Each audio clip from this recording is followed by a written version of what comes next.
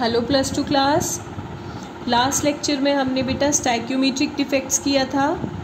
आज के लेक्चर में हम करेंगे डिफेक्ट्स का जो सेकंड टाइप है, नॉन स्टाइक्योमेट्रिक डिफेक्ट्स।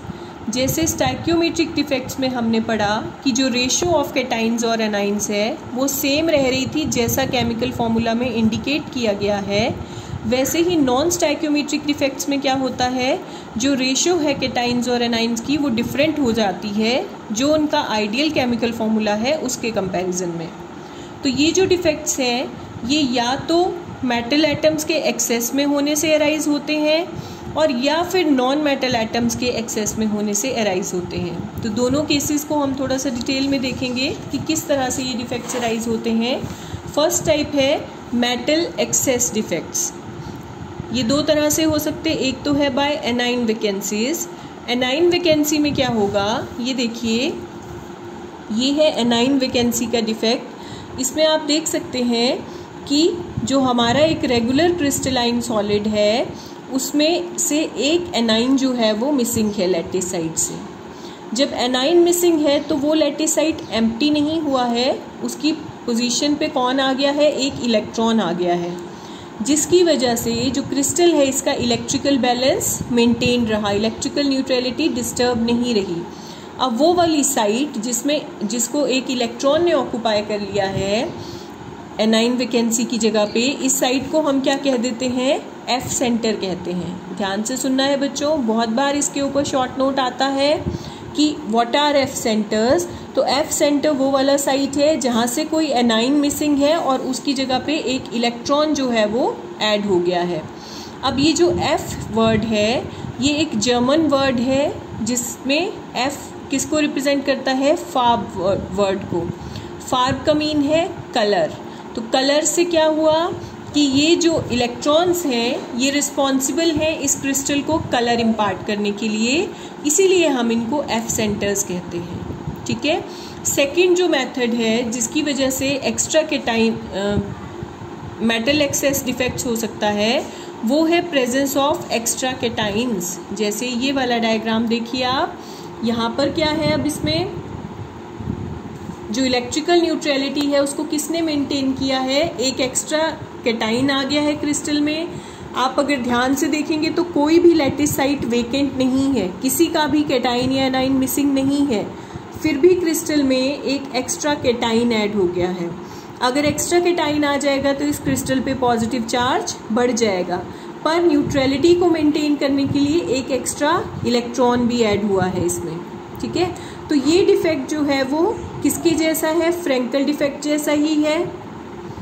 तो ये हैं दो टाइप्स जिससे मेटल एक्सेस डिफेक्ट्स अराइज हो सकते। दोनों ही केसेस में आप देखिए जो केमिकल फॉर्मूला इनका होगा उससे इनका जो कैटाइंस और एनाइंस का नंबर है वो चेंज हुआ है। सेकंड टाइप है metal deficiency defects. Metal deficiency में क्या होगा, ये डिफेक्ट तब अराइज होता है जब मेटल वेरिएबल वैलेंसी शो करता है। ठीक है। वेरिएबल वैलेंसी वाले मेटल्स कौन हैं, जो हमारे ट्रांजिशन मेटल्स हैं वो वेरिएबल वैलेंसी शो करते हैं। और ये डिफेक्ट तब अराइज होता है जब एक लैटिस साइट से कोई कैटाइन मिसिंग होता है। ठीक है। और उसका जो मिसिंग या जो न्यूक्लियर चार्ज कम हो जाएगा जब कैटाइन मिस होगा, तो उसको उस डेफिशिएंसी को पूरा करने के लिए जो एडजेसेंट लैटिस साइट है, जैसे आप यहाँ पर देखिए ये हमारा मेटल डेफिशिएंसी डिफेक्ट है। इस क्रिस्टल लैटिस में आप देखिए यहाँ से ए पॉजिटिव मिसिंग है, ए पॉजिटिव मिसिंग है तो पूरा का पूरा जो क्रिस्टल है इसमें पॉजिटिव चार्ज क्या हो जाएगा, कम हो जाएगा। पर उस चार्ज को बैलेंस करने के लिए इसके एडजेसेंट साइड पर, नेबरिंग साइड पर एक और कैटाइन का चार्ज जो है वो डबल हो गया, A2 पॉजिटिव आ गया है, जिसकी वजह से क्रिस्टल की इलेक्ट्रिकल न्यूट्रलिटी मेंटेन रही। तो ये वाले डिफेक्ट्स जो हैं ये मेटल डेफिशिएंसी डिफेक्ट्स कहलाते हैं। ठीक है। इसके बाद जो थर्ड टाइप के डिफेक्ट्स हैं जो इम्पॉर्टेंट है वो है इम्प्योरिटी डिफेक्ट्स। इम्प्योरिटी डिफेक्ट्स किसे कहते हैं हम, जब किसी लैटिस साइट पर कोई फॉरेन पार्टिकल या एटम प्रेजेंट हो होस्ट एटम की जगह पे, तो हम उनको क्या कहेंगे, इम्प्योरिटी डिफेक्ट्स। ठीक है। अब ये हमारे बेनिफिट के लिए भी हो सकते हैं, इनसे हमें फ़ायदा भी हो सकता है। फ़ायदा क्या होगा हमें जो सॉलिड्स मिलेंगे इस तरह से उनकी प्रॉपर्टीज़ जो हैं वो कुछ मॉडिफाइड होंगी। तो इस तरह से अगर हम कोई इम्प्योरिटीज़ ऐड कराते हैं अपनी मर्ज़ी से किसी सॉलिड सब्सटेंस में, तो क्रिस्टल की प्रॉपर्टीज़ बदल जाएंगी। और ये जो प्रोसेस है जिसमें हम इम्प्योरिटीज़ ऐड कराते हैं किसी सब्सटेंस में उसकी प्रॉपर्टीज़ को चेंज करने के लिए, इसी प्रोसेस को हम क्या कहते हैं? डोपिंग कहते हैं। ये भी काफ़ी इम्पॉर्टेंट क्वेश्चन है, काफ़ी बार आता है। अब जो डोपिंग है वो किस तरह से की जा सकती है? दो तरह से आप इम्प्योरिटी इंट्रोड्यूस करा सकते हैं आयनिक सॉलिड्स में। कैसे कैसे? जब हमें आयनिक सॉलिड में इंट्रोड्यूस करवाना है तो क्या करेंगे हम? जो इम्प्योरिटी है वो डिफरेंट वैलेंस स्टेट की लेंगे होस्ट टाइम के कंपैरिजन में, ठीक है। फॉर एग्जांपल हमें मॉल्टन NaCl की बात करते हैं हम। मॉल्टन NaCl में थोड़ी सी इम्प्योरिटी स्ट्रोंशियम क्लोराइड की इम्प्योरिटी अगर हमें ऐड करानी है तो हम क्या करेंगे? मॉल्टन NaCl को थोड़ी सी इम्प्योरिटी ऐड करके उसको ठंडा होने देंगे।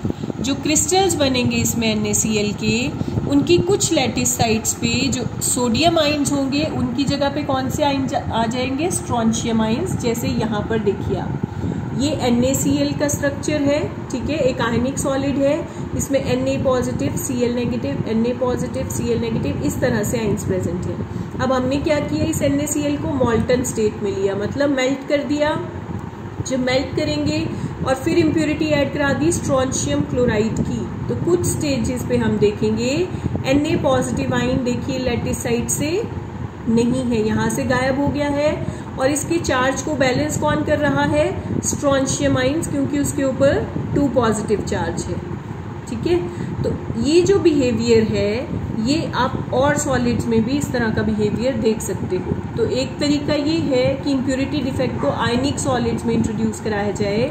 दूसरा मेथड होता है इम्प्योरिटी डिफेक्ट्स को हम कोवेलेंट सॉलिड्स में भी इंट्रोड्यूस कराते हैं इसी तरह से। जब कोवेलेंट सॉलिड्स की हम बात करते हैं, जैसे सिलिकॉन है, जर्मेनियम है, ये ग्रुप 14 एलिमेंट्स हैं। इनके आउटरमोस्ट शेल में 4 इलेक्ट्रॉन्स होते हैं। तो जो आप इम्प्योरिटीज ऐड करेंगे उसके लिए 2 तरीके हैं। या तो वो वाले सब्सटेंस की इम्प्योरिटी ऐड करें जिसके आउटरमोस्ट शेल में 4 वैलेंस इलेक्ट्रॉन से ज़्यादा इलेक्ट्रॉन्स हैं। तो वो कौन होंगे? ग्रुप 15 के एलिमेंट्स, जैसे फॉस्फोरस और आर्सेनिक। इनके आउटरमोस्ट शेल में अगर आप कॉन्फ़िगरेशन लिखेंगे तो कितने वैलेंस इलेक्ट्रॉन्स होंगे? 5। इसी तरह से या फिर वो वाले एलिमेंट्स की इम्प्योरिटी डाली जाएगी इनमें जिनके आउटरमोस्ट शेल में 4 से कम इलेक्ट्रॉन्स हो। तो वो एलिमेंट्स कौन होंगे? ग्रुप 13 के एलिमेंट्स, जैसे बोरोन है, एल्यूमिनियम है, गैलियम है। आप इनमें से किसी की भी इलेक्ट्रॉनिक कॉन्फ़िगरेशन लिखेंगे बेटा तो आप देखेंगे इनके आउटरमोस्ट शेल में 3 इलेक्ट्रॉन्स हैं। तो कोवेलेंट सॉलिड्स में जब भी आप इम्प्योरिटी ऐड कराएंगे तो जो सॉलिड ले रहे हैं जितने उसके आउटरमोस्ट शेल में इलेक्ट्रॉन्स है उससे या तो कम इलेक्ट्रॉन्स वाला ग्रुप एलिमेंट ऐड करेंगे और या फिर उससे ज़्यादा वैलेंस इलेक्ट्रॉन्स। तो जो इम्प्योरिटी ऐड होगी, अगर आप ज़्यादा वैलेंस इलेक्ट्रॉन्स वाली इम्प्योरिटी ऐड कर रहे हो तो हम कहेंगे इलेक्ट्रॉन रिच इम्प्योरिटी। अगर आप कम वैलेंस इलेक्ट्रॉन्स वाला इम्प्योरिटी चूज कर रहे हो तो हम कहेंगे इलेक्ट्रॉन डेफिसिट इम्प्योरिटी। तो जो डिफेक्ट्स इंट्रोड्यूस होंगे इनको इलेक्ट्रॉनिक डिफेक्ट्स भी कहते हैं, ठीक है। इतना ही करेंगे आज के लेक्चर में। फिर इनसे जो सेमीकंडक्टर्स बनते हैं N टाइप, P टाइप, वो मैं आपको नेक्स्ट लेक्चर में करवाऊंगी।